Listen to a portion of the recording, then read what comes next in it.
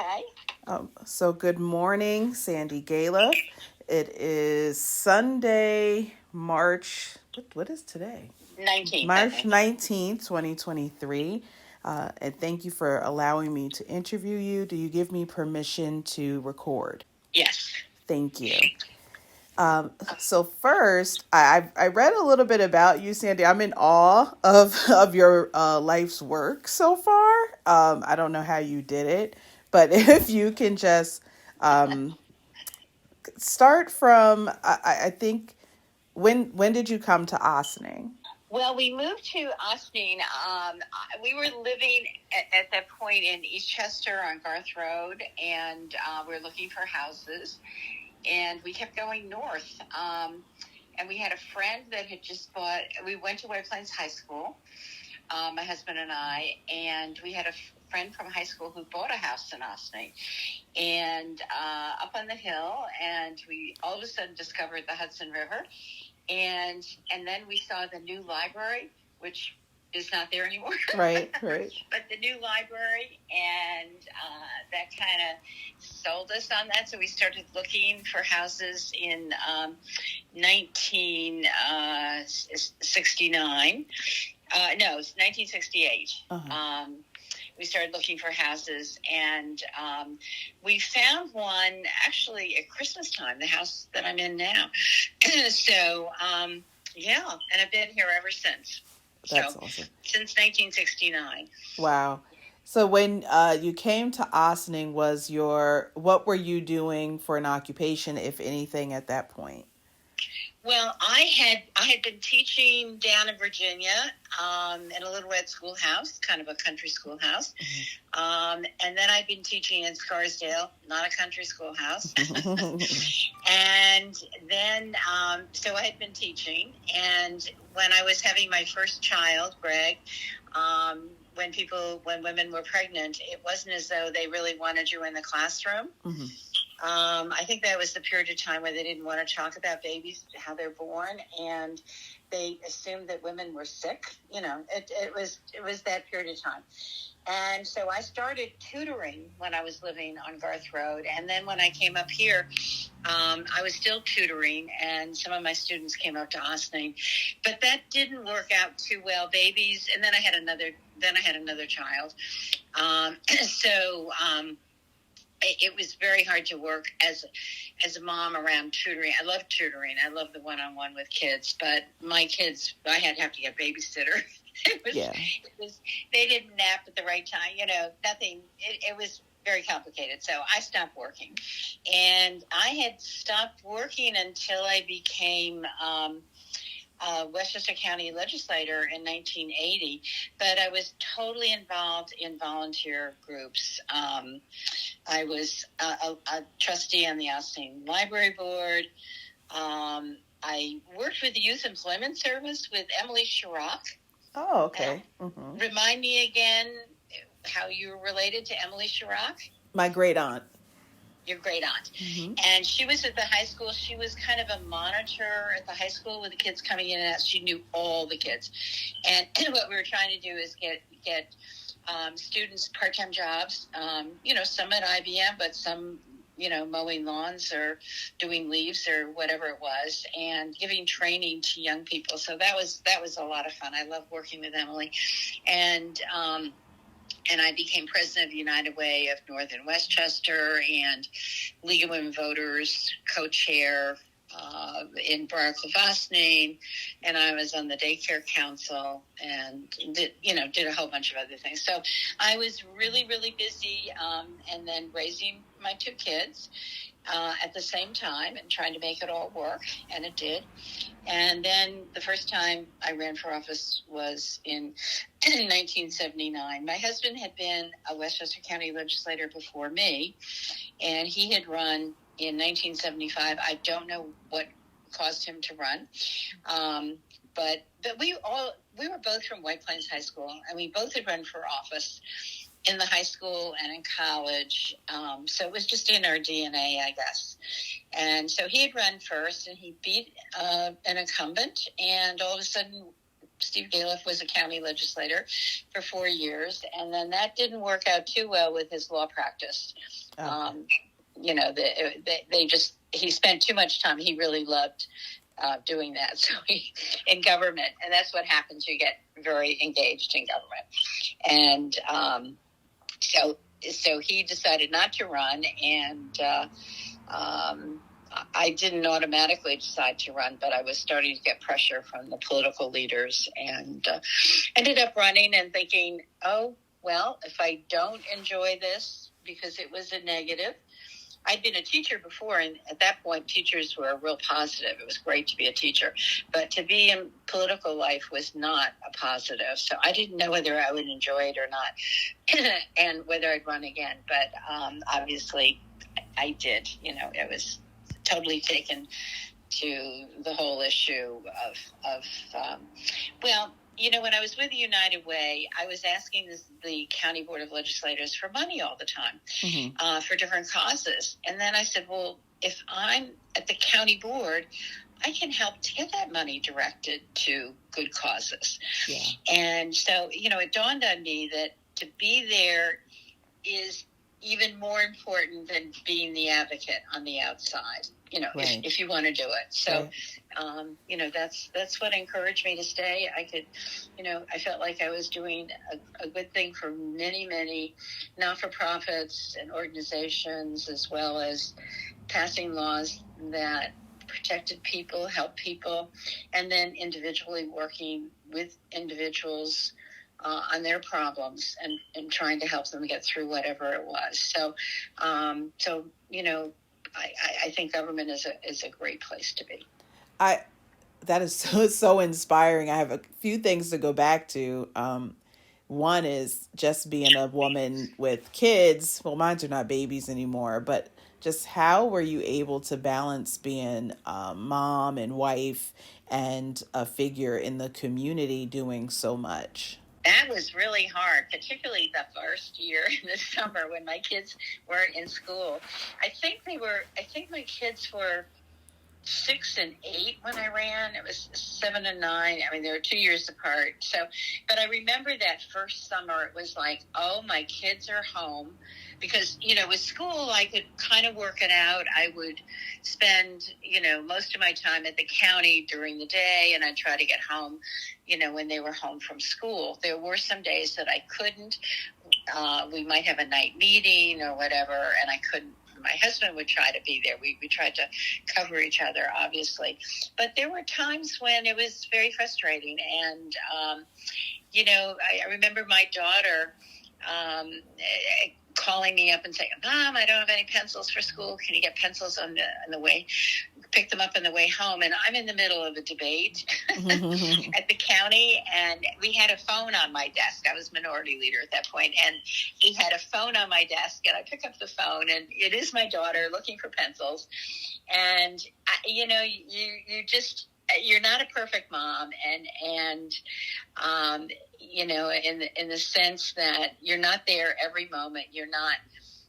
At that point, we weren't watching every soccer game or every Little League game like they are today. I mean, you'd go to some, but, you didn't anticipate as a parent to be at every one of them, which is so different today.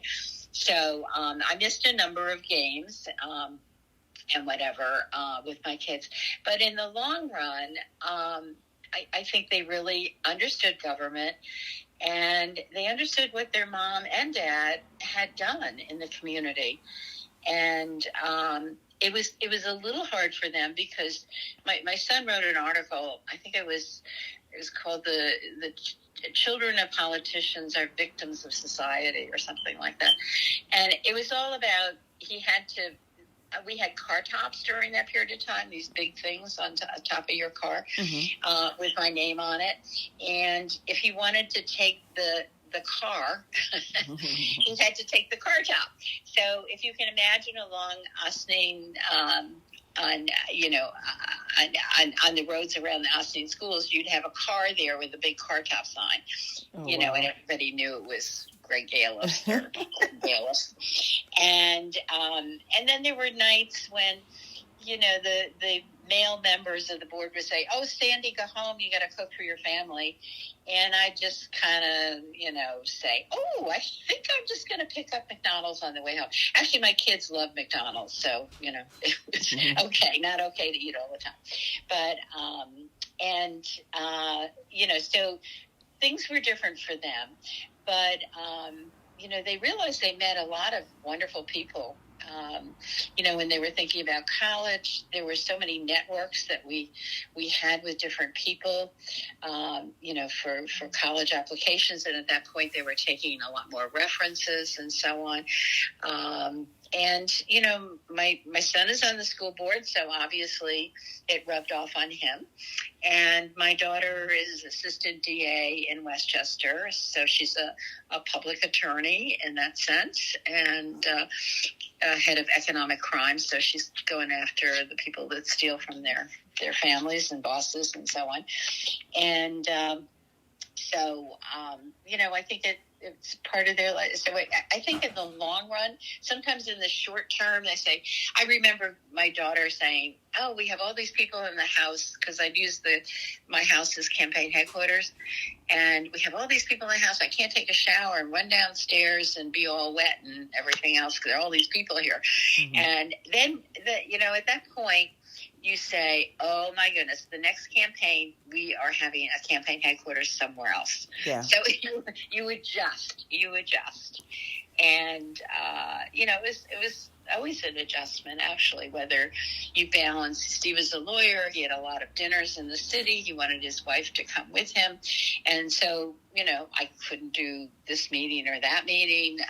It's all a balance. And you have to kind of get the signals from your family if something is out of whack. They haven't seen you enough, or mm-hmm. you haven't given them a meal, or whatever it is. Yes, it was. I think it benefited everybody. And my husband was so supportive when I went into this, as I was supportive, when he did. So that really helps. You can't have a non-supportive family and get through, the pressures that you have as an elected official. I remember one night, New Year's Eve, I actually think it was just when I was going to start to be a legislator, but it was New Year's Eve. We're all dressed up. We're down at the county board. So the county board, and I'm pretty sure it was Steve, had to vote on the solid waste plant in Peekskill. And there we were, all dressed up. The vote had to come before midnight. And so that's where we were. I mean, so things you have to go with the flow and the punches. Yes. And whatever changes there are, you just have to be ready for change. Well, thank you for that, because that's very, I think a lot of women would love to hear that, as we try to balance it all and still be active participants in our community. And you being who you are, I remember just growing up and you being a household name. I didn't even know who you were, but I knew who Sandy Galef was. I didn't understand politics yet, and all of that, but I remember your name all of my life, which was pretty interesting. So you're right. Well, it's been a lot of your life, when you've been 43 years together. It's a lot of, right? Yes. So it was also just inspiring to see you as a woman doing this so long and so effectively. It is quite inspiring, and what you've done is, to be commended, to say the least. So thank you for all of your service in the many different capacities. So also what I wanted to talk about is when you decided to stop, how are you dealing with you're still busy, but when it was time to retire, how are you dealing with that? Do you find different things to do now? Absolutely. But I think what helped in the retirement issue for me was COVID in a way, because life had changed in the legislature. We spent a year and a half maybe on Zoom. I didn't go to Albany for, let's see. I don't think we went up to Albany to vote in 2020 to allow us not to be in Albany to vote. We had to go up and do that. But as soon as COVID, started swooping into our state, we just stopped. And so we had to figure out, we really had non-activity for just a little bit until we could figure out Zoom and get everybody prepared to be on Zoom. And then the next year we were on Zoom the whole year. I was debating bills on Zoom. And we were having conferences on Zoom. We were having public hearings on Zoom. And I was meeting with constituents on Zoom. So I wasn't really in the office that much when I wasn't in Albany. And with my office in Ossining, we used to take turns, so only one person would be in it at a time. Yeah. And so, we weren't in at all for a little while. So, and then all of the activities, all the dinners that I go to, a lot of the work is going to all these events, which I find very important because the events are when people, are just relaxed. They talk with you about issues. It's a good way to find out what's happening in the community. And if you don't do that, I don't think you really get a sense of what is going on. Even when you go to the supermarket, people talk to you about issues. But during COVID, my daughter went to the supermarket for me. Life had really changed with COVID. And so I think that, I knew I was going to retire at some point. I was starting to hit age 80, and I thought, I think I probably should do this, retire. So, I don't know, there was no magic, but it was just, we had slowed down so much socially, and it was easier to think about doing that. And now, last year we started to build up a little bit more in what we were doing in Albany, and we were up there, but we didn't have the crowds of people. Now, I talked to Dana, and the crowds of people are all back again. So, I missed all that.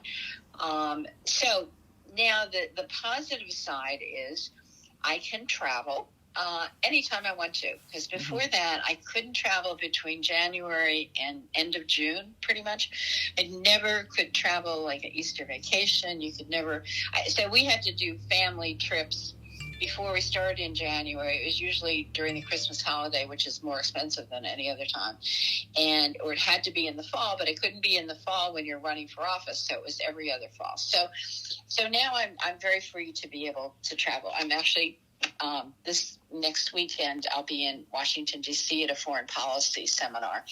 And so that I think will be very, very interesting, because I don't know a lot about foreign policy. And right now, there's a lot going on with foreign policy. Absolutely. So that should be interesting. So, I can kind of I can make my own calendar. I tell people, instead of, the calendar that my office would give me and say, okay, today, this is what you need to do. Sometimes we discuss whether, I could do that, or could I humanly go from place to place given a certain period of time for drive time. So we discuss things, or decide whether, we'll do it on Zoom instead of going up to the town of Kent, because that would help timing wise. But my office would give me all this, the calendar stuff, and people would call the office and say, we're having this lunch at 12, put it on Sandy's calendar. So the calendar wasn't done by me particularly. I've gotten involved with the Lincoln Society of Peekskill, and I really like them. So I went to a lecture yesterday there. I'd usually gone to as many lectures as I could, because I do like lectures on history. And, so just because, they're not Ossining, but I've really gotten to know them. So, I did that. And I've gone on, I got my graduate degray. I went to Purdue University. They should have won this March Madness. But anyway, and then, and I've actually been able to watch the basketball games. It's like, my kids were amazed because I said, I was watching, Purdue University, and I went to University of Virginia, and then my grandson's at Penn State, and they were all in it. So I was watching all these basketball games. I've never had time really to do that. So I'd usually just get the scores. And so obviously I'm able to do those things. But University of Virginia has a lot of these panel discussions that I really like, on history, on government, on politics, and I go on a lot of those. I'm kind of addicted. I don't mind Zoom because it broadens you in a different way. Right. But so I'm doing that. I'm actually reconnecting with a lot of old friends, and having lunch and breakfast and things like that with people that I haven't had a chance to see. I mean, people don't realize that you kind of give your life to government. Yeah. And you look at your day, and it's filled with these special things to do. So and I love theater. So I go to a lot of the local theaters. Taconic Opera will be on next weekend, which I've really enjoyed, Taconic Opera. And then Picanico, the Rockefeller Fund, Picanico has some really good presentations. They're doing a lot. They're actually doing a lot with minority organizations in the arts. Yes. And I really enjoyed those. So anyway, then I'm also cleaning my house, which is like, oh my goodness. I'm cleaning out all my campaign stuff.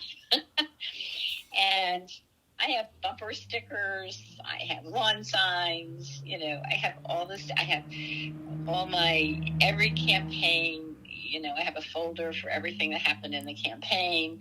And I have to go down and shred stuff from the campaign contributions, my treasurer stuff. Mm-hmm.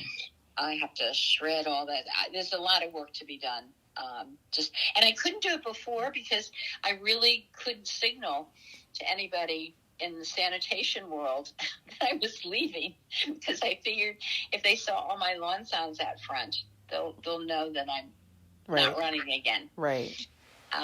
So somebody actually got a clue from something I put out, I guess, because my friend Sal said, "Oh, we knew you weren't running." That's funny. How did that feel, being so much in the public eye and watched? Was it difficult for your kids growing up, and I'm sure they were under a watchful eye because of mom and dad?